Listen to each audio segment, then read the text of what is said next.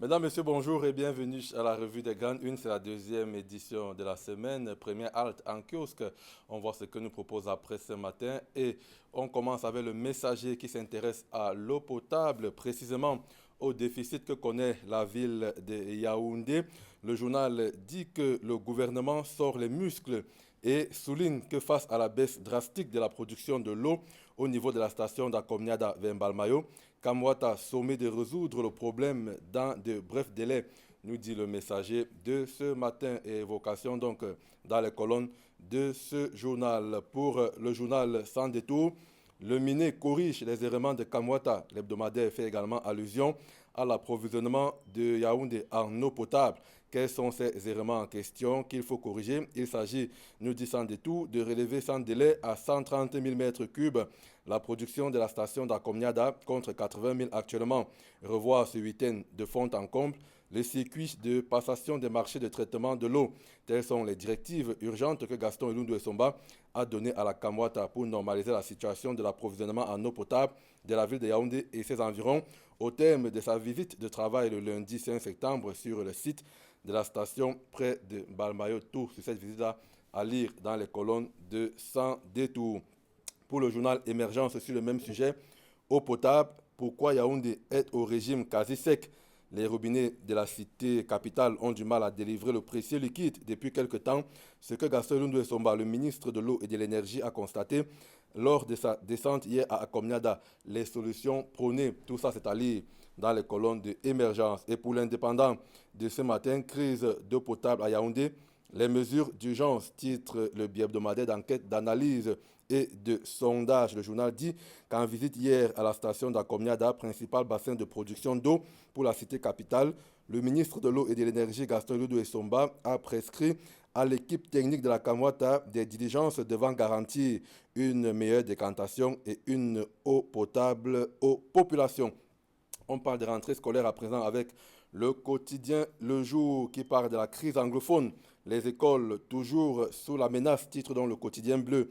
Les organisations de défense des droits de l'homme souhaitent voir les autorités gouvernementales renforcer les mesures pour sécuriser les établissements scolaires. Et dans le même ordre d'idées, la nouvelle expression titre donc sur les villages du Nozo qui sont dans l'incertitude. Le journal souligne que malgré l'effectivité de la rentrée scolaire dans la partie francophone du pays, enfants et parents dans le nord-ouest et le sud-ouest ne savent pas encore quand est-ce que l'école va reprendre dans cette partie du Cameroun en proie à la guerre. Selon l'envoyé spécial de la nouvelle expression à Bamenda, le sujet sur la rentrée scolaire reste un tabou dans cette partie du pays et des rumeurs qui annoncent une semaine de grève dans cette partie-là. Les Amba Boys annoncent leur rentrée scolaire pour le 15 septembre 2022. On peut avoir les détails dans les colonnes de la nouvelle expression. S'agissant toujours de la rentrée scolaire, Cameroun Tribune consacre sa grande une année scolaire 2022-2023, rentrée effective, a constaté donc Cameroun Tribune. Les reporters de ce journal déployés sur le terrain font savoir qu'aux premières heures de la reprise des classes hier, les élèves ont immédiatement plongé dans une ambiance studieuse. Les enseignants de leur côté ont aussi répondu présents à ce rendez-vous en grand nombre. Dans le secondaire, le ministre Nalova Lyonga a lancé un numéro vert pour les questions d'orientation scolaire. Ali dans Cameroun Tribune, l'ambiance du premier jour d'école dans les régions. Autre actualité avec mutation, Béac. Justice contre l'injustice, titre donc Muta de ce matin. Un collectif d'avocats entend saisir la Cour de justice de la CEMAC et au pénal porter plainte contre le gouverneur suite au dernier recrutement entaché d'irrégularité en Afrique centrale, toujours visée économique, titre sur le franc CFA en question et la réforme en zone CEMAC réunis à Libreville pour la première édition des États généraux de la Communauté économique et monétaire de l'Afrique centrale. Les pays de la sous-région ont travaillé en toute confidentialité sur une réforme de cette monnaie héritée de la colonisation. Autre détail à lire dans Vision économique. Et voilà donc pour cette première partie consacrée au kiosque. Retour en studio pour accueillir nos invités dans le cadre de la seconde partie consacrée aux échanges. D'abord à ma gauche, Rodrigue Tchokwa, bonjour et bienvenue. Bonjour Achille Kamga, bonjour à Hervé Villa-Diélé et bonjour à nos très chers téléspectateurs qui sont nombreux à nous regarder en ce moment. Je voudrais embrayer par rapport à l'un des sujets que vous avez évoqués dans la revue, en l'occurrence la titraille de mutation qui parle de ces frasques du gouverneur. Et j'évoque ce sujet parce que nous souffrons d'un problème criard dans notre société. C'est le problème de la rareté des monnaies. Vous parlez du gouverneur de la BIAC, il faut le préciser. Le gouverneur de la BIAC, justement. Figurez-vous, on est rentré dans un système où c'est le client de nos jours qui cherche la monnaie pour le vendeur. C'est-à-dire que le client n'est plus roi. Vous pointez pour acheter quelque chose, la réponse qu'on vous donne, on n'a pas de monnaie. Et si vous n'avez pas de monnaie pour acheter, alors vous n'aurez pas droit à ce que vous voulez. C'est une situation qui est très grave dans nos sociétés. Et puis, ça fait plusieurs années que cela dure. Ma foi, nous savons que les autorités, c'est vrai qu'eux, à leur haut niveau là-bas, ils ne vivent pas les problèmes que les citoyens vivent au quotidien. Parce qu'eux, ils sortent les gros billets dans leur poche, dans leur porte-monnaie. Mais nous qui utilisons la petite monnaie, le petit peuple souffre de ce problème. Est-ce qu'ils sont au courant? Est-ce que ça leur fait essayer de faire bouger un peu les lignes? Parce que voilà ce qu'il faut dire à ce sujet. Merci Rodrigo Chokwa. La une des mutations donc, qui est consacrée à la BIAC. Mais il faut dire précisément que là, on parle de problèmes de recrutement qu'il y a eu récemment avec j'ai évoqué ce sujet. Régularité. Ali dans les colonnes de mutation. Hervé Villandjele, bonjour et bienvenue. Good morning, Achille Kamga. Good morning to Rodrigo Chokwa. Good morning to all those who are listening to us now. Allow me to say good morning to the televiewer of the Anglophone zone. On n'est pas habitué. Pourquoi? Expliquez-nous c'est quoi, qu'est-ce qui se passe? Le Cameroun est bilingue. C'est tout? Le Cameroun est bilingue. Et vous savez que la majeure partie de tous ceux qui nous regardent également sortent également de cette zone-là, des zones anglophones, et permettent également qu'on s'exprime sur cette langue-là pour les permettre de continuer à nous regarder, de ne pas penser qu'on est en train de partitionner le Cameroun en privilégiant tout simplement une seule langue. C'est normal. I wanted to say something before we continue in French. You know, I have been there. I went there during the weekend and they welcomed me very well. I thank them. I have a message for all those who are living in that part of the Cameroon. You know, the war are really contribute to destroy the part of the country, a very good part of our country, where when you are there, you feel very well, you are happy to be there. But you cannot stay there for long because of this war. I know that people are engaged on the war, people are destroying our country, and it's not a good thing. Many of them have reasons, good one or bad one.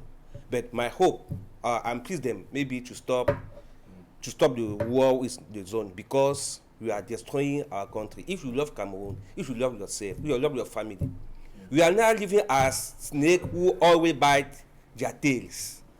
It's not good. We are not building our country by doing what we are doing. It is true that we are living in sorrow.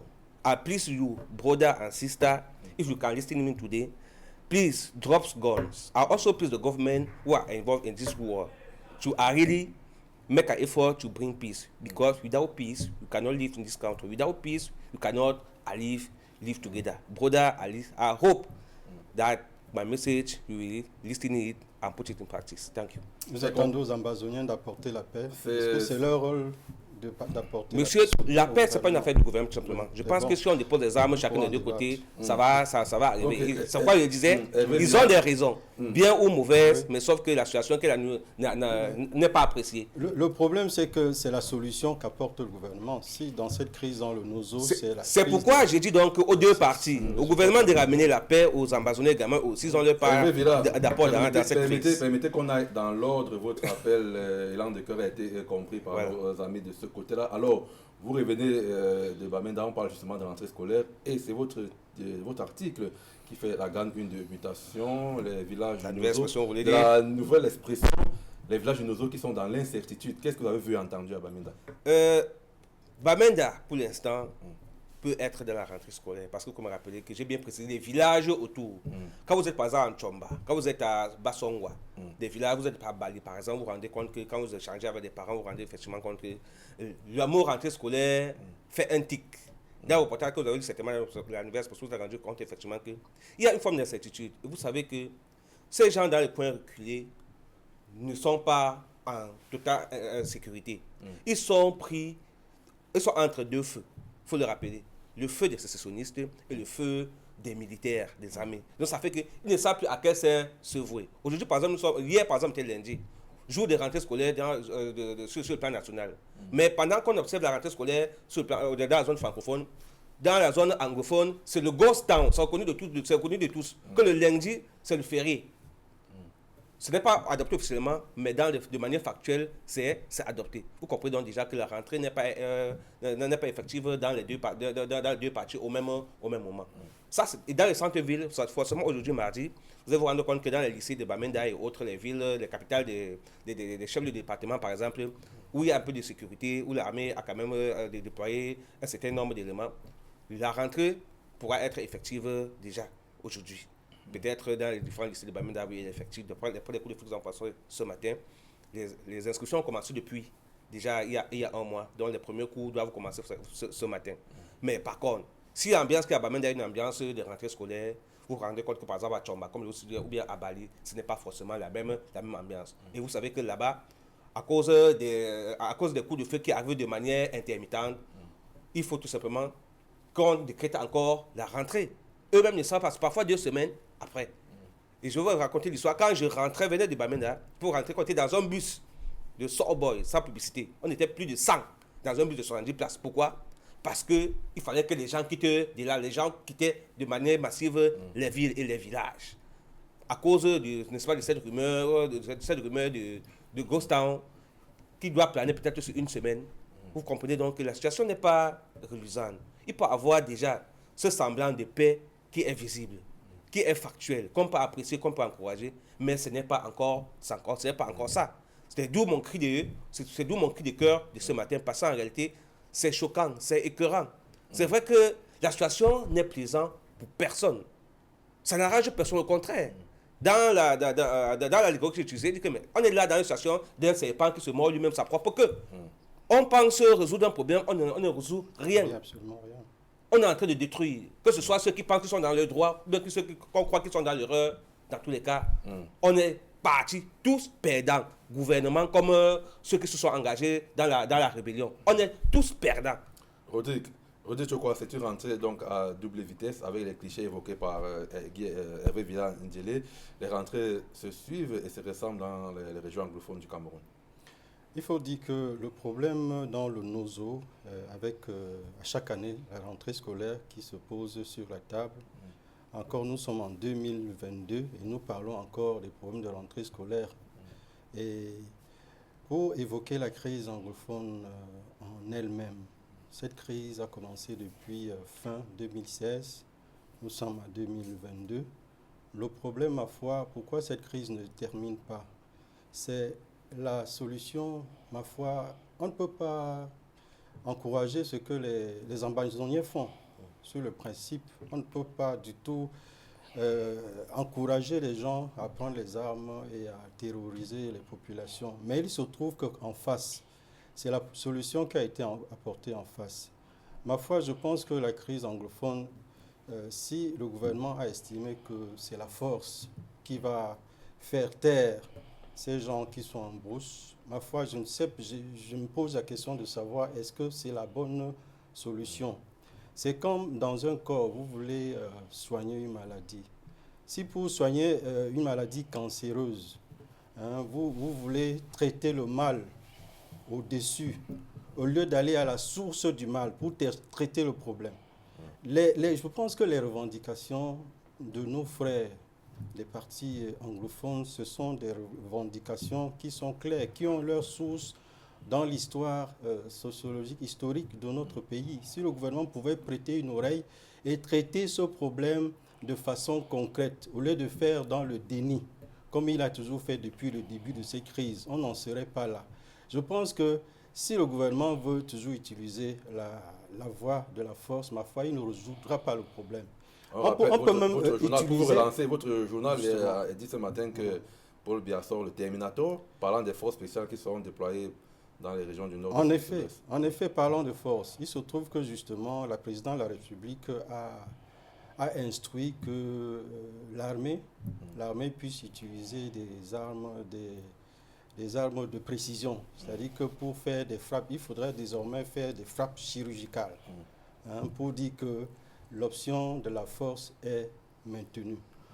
On peut faire taire, si on réussit même à faire taire ces sécessionnistes, je ne suis pas certain que le problème anglophone sera pour autant résolu. Parce que il y aura toujours des velléités si on n'a pas essayé de résoudre, de voir le problème. De résoudre le mal à la racine. Justement, de résoudre le mal à la racine. Il pourra, parce qu'on peut faire taire les gars aujourd'hui, mais tôt ou tard, le problème pourra ressurgir. Voilà ce que je pourrais dire à ce sujet. On va continuer donc de profiter de votre descente sur le terrain à Bamenda. Hervé Villandile, vous avez rencontré des familles, vous avez relayé d'ailleurs leurs propos dans la nouvelle expression de ce matin. Qu'est-ce qu'elles disent exactement? Quel est leur état d'esprit? Qu'est-ce qu'elles veulent relativement à cette guerre et cette rentrée scolaire-là? Il faut rappeler que tout ce que les populations de cette partie du Cameroun revendiquent, c'est des demandes à cri, et c'est la paix, le retour de la paix. Il y aura une série de reportages qui sera fait dans ce sens-là, parce que quand vous regardez des villages, avec tout ce que les gens ont fait comme investissement, vous vous rendez compte qu'on a abandonné tout ça dans la broussaille, on est parti. À cause de la guerre, vous constatez effectivement qu'on a des IDP dans presque tous des IDP dans presque toutes les régions du Cameroun, et qui ne sont même pas bien lotis. Les déplacés internes. Pourtant, chez eux, je vous rappelle que la qualité de construction qu'il y a dans cette partie du Cameroun, la qualité d'investissement, ils n'avaient rien à envier à venir dans notre part, à venir s'étouffer ici, avec des conditions aussi insoupçonnables et même pas enviables du tout. À cause de cette guerre, il faut quand même rappeler qu'on en a perdu beaucoup. Et il y a des familles qui vous racontent que il y a des gens qui vous racontent qu'ils ont perdu plusieurs membres de leur famille, ils sont encore seuls à cause de cette guerre. Donc, je vous dis que la plaie, elle est profonde, elle est grande. Il faudrait tout simplement qu'on pense à faire un pansement réel et profond. Et c'est en ce sens-là qu'il faut interpeller le gouvernement du Cameroun, parce qu'en réalité, quand vous voyez des familles qui y vivent parce qu'ils n'ont pas de choix, vous dites qu'aujourd'hui c'est apparemment calme. La ville est là, vous avez l'impression que tout va bien, c'est une paix. Mais la paix, elle est relative, parce qu'on vous dit qu'elle peut changer. Vous imaginez par exemple un village comme Choma, vous dit que ici c'est à partir de 10 h que nous on peut sortir. Parce que souvent il y a des raps ou bien les militaires qui viennent à la recherche des sécessionnistes, restent dans les champs. Et comme le sécessionniste n'a pas un vêtement d'identification, comme on ne sait pas exactement qui il est, parce qu'il faut identifier. On ne sait pas un corps d'armée comme un corps d'armée conventionnel. Soit des êtres comme vous et moi. De visu, vous ne pouvez pas l'identifier. Sauf s'il a apporté une arme pour que vous puissiez dire que le voilà. Vous ne sauriez pas. Et beaucoup ont perdu la vie dans ce sens-là. On va parler des bavures de l'armée. Oui, ce sont des bavures, et c'est réel, ce sont des bavures. Mais c'est que parfois on ne sait pas qui est l'ennemi. Ok. Permettez-moi de continuer en disant que dans ce genre de guerre, il est difficile de gagner. Il est difficile de gagner parce qu'au sein de la population, il y a ces personnes qu'on ne peut pas identifier. Et la population, elle a peur. Elle ne sait plus à qui se confier exactement. Que ce soit du côté de l'armée ou bien du côté des sécessionnistes, déjà qu'il faut quand même rappeler que, par exemple, des barrières de contrôle. Sur ce plateau, on a plusieurs fois dit que les Amba ont leur part de contrôle, la police a sa part de contrôle, la gendarmerie, les forces de l'armée. Ils se connaissent même, du moins ils se tiennent à distance. Ils savent. C'est pas moi qui veux le révéler sur ce plateau. Et je pense que même au sein de l'armée, ils savent que c'est comme ça. Et je pense que c'est à ce sens-là que la guerre est difficile. On pourra continuer cette guerre pendant 50 ans, elle ne sera pas finie. Il faudrait tout simplement que qu'on utilise le dialogue. Le vrai. Qu'on exhume les vraies causes. Il faut d'abord exhumer les vraies causes de cette guerre pour apporter les solutions appropriées pour que la guerre s'arrête. C'est vrai qu'on a créé beaucoup de tensions. On a créé on a fait beaucoup de malheurs, mais des deux côtés. Que du côté de l'armée a perdu beaucoup, que du côté des sécessionnistes, on a perdu. Et même la population civile qui en souffre continue à en pâtir. C'est entendu. On appelle à gorge déployée le retour de la paix. Et nous savons tous comment il faut le faire. Le cardinal Christian Toumi, il y a un appel à son âme. Je crois que l'anniversaire de son décès, on a annoncé son décès un 3 septembre. Donc, il fallait tout simplement qu'on essaie de parcourir tout ce qu'il avait apporté comme solution pour commencer effectivement résoudre les problèmes qui étaient évoqués hier. On attend donc le retour de la paix dans les régions anglophones pour que les enfants puissent aller à l'école comme les camarades d'autres régions du Cameroun. Vous avez quelques clichés donc relayés par la presse ce matin, la nouvelle expression Cameroun Tribune ou encore le journal Le Jour, c'est le premier jour de rentrée scolaire à travers le pays. Et donc pour aller à l'école, il faut boire de l'eau potable. On nous dit ce matin dans les tabloïds qu'il n'y a pas de l'eau potable dans les ménages à Yaoundé. On ne sait pas ce qui se passe. On va d'abord faire l'état des lieux.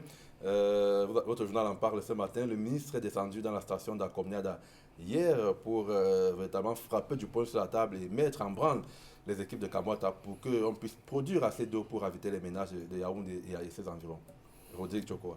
En effet, il se trouve qu'au cours d'une visite de travail hier sur le site, la station de traitement d'Akomniada, en Balmayo, dans le département du Union Esso. C'est au cours de cette visite de travail sur le site qu'il a donné ces instructions au directeur général de la Kamwata.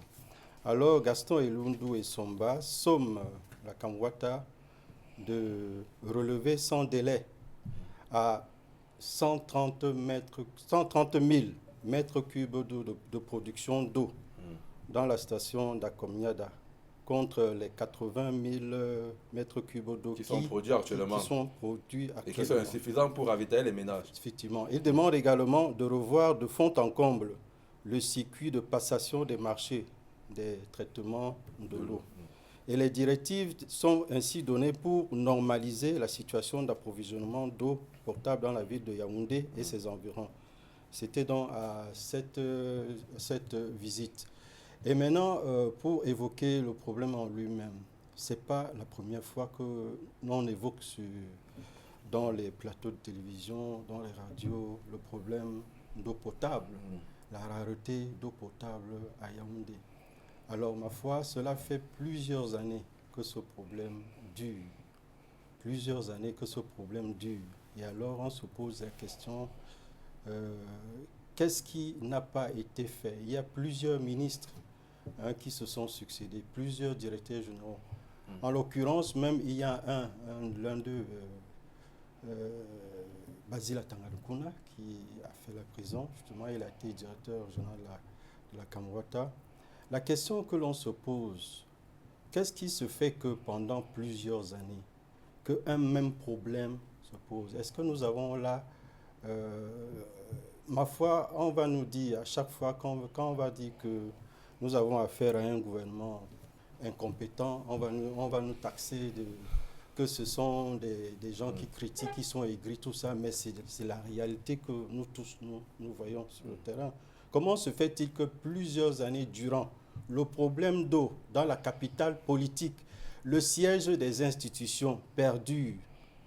Qu'est-ce qu'ont fait les autorités pour résoudre ce problème entre-temps? Parce qu'à chaque fois, souvenez-vous, ce n'est pas la première fois qu'on entend ce genre d'instructions. Quand le ministre Gaston Elundou et Somba dit qu'il faut augmenter la production d'eau à 130 000 mètres cubes d'eau. On se souvient qu'il y a plusieurs années en arrière, on a entendu le même discours, qu'il faudrait qu'on augmente la production à plus de 300 000 mètres cubes d'eau. Comment se fait-il qu'aujourd'hui, on en soit à ce niveau-là? Ça veut dire qu'il y a un problème, un réel problème de gouvernance. Et ma foi, nous ne pouvons qu'évoquer ce problème, que cela soit résolu. Hervé Villandilé, de vos investigations, qu'est-ce qui ressort? Qu'est-ce qui cause ces pénuries d'eau dans la capitale politique et ses environs? Non, mais il n'y a pas que la capitale politique, il faut le rappeler. Voilà. Il n'y a pas que la capitale politique du Cameroun, il faut le rappeler. Vous vous souvenez effectivement que même dans la ville de Douala, nous sommes victimes de ce genre de problème.